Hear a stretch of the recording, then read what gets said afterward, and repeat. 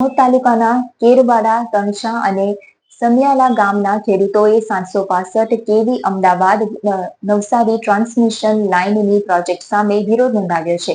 ખેડૂતો આમોદ મામલતદાર વિનોદચંદ્ર જરીવાલાની આવેદનપત્ર આપ્યું છે. આવેદનપત્રમાં ખેડૂતોએ જણાવ્યું કે પાવર ગ્રીડ લાઇનના કારણે તેમની ફળદ્રુપ જમીનને નુકસાન થશે. જમીનના ટુકડા થવાથી તેની બજાર કિંમત ઘટવાની સંભાવના છે. વધુમાં બાંધકામને કારણે જમીનમાં પાણીનો ભરાવો થવાની આશંકા છે. ખેડૂતોની મુખ્ય માંગણી છે કે સરકાર વળતરની રકમ અંગે સ્પષ્ટતા કરે. તેમણે બુલેટ ટ્રેન પ્રોજેક્ટમાં સંપાદિત થયેલી જમીનના ધોરણે વળતર ચૂકવવાની માંગણી કરી છે.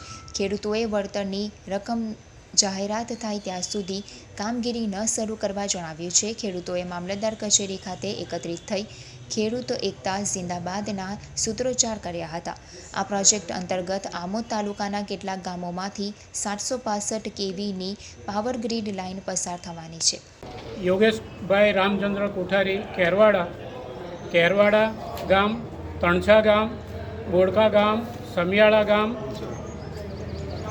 પુરસા ગામ, આ બધા આમોદ તાલુકાના ગામ છે, જ્યાંથી 765 કેવી પાવર ગ્રીડની વીજળી લાઇન પસાર થઈ રહી છે ને એના માટે થાંભલા અને વાયર ખેંચવાની કામગીરી પાવર ગ્રીડ સંસ્થા દ્વારા શરૂ કરવામાં આવી છે. પરંતુ એની સામે આમોદ તાલુકાના અસરગ્રસ્ત ખેડૂતોનો જોરદાર વિરોધ છે અને આજરોજ એ અંગે કેટલીક માહિતી દર્શાવતું આવેદનપત્ર સૌ ખેડૂતોએ ભેગા થઈને મામલતદાર સાહેબ આમોદને આવેદનપત્ર પાઠવેલ છે. આ આવેદનપત્રના મુખ્ય મુદ્દાઓ એ છે કે ખેડૂતોને જિંદગીભરની ખેડૂતની નુકસાની વેઠવાનો વારો આવવાનો છે.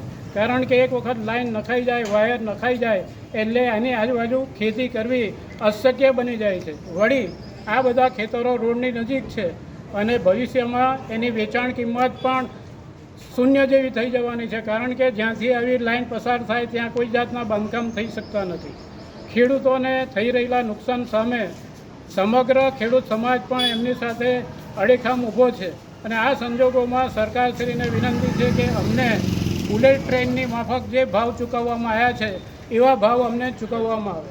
આ અંગે અમે એક સંઘર્ષ સમિતિની પણ રચના કરી છે, જેમાં કિશોરસિંહ કપલેટિયા યાની કે પ્રવીણસિંહ કપલેટિયા, પ્રવીણસિંહ રાજ, અર્જુનસિંહ કપલેટિયા, આ ઉપરાંત ફરીદભાઈ, આ બધા ખેડૂતો ભેગા મળીને છેલ્લી મિનિટ સુધી લડત આપીશું.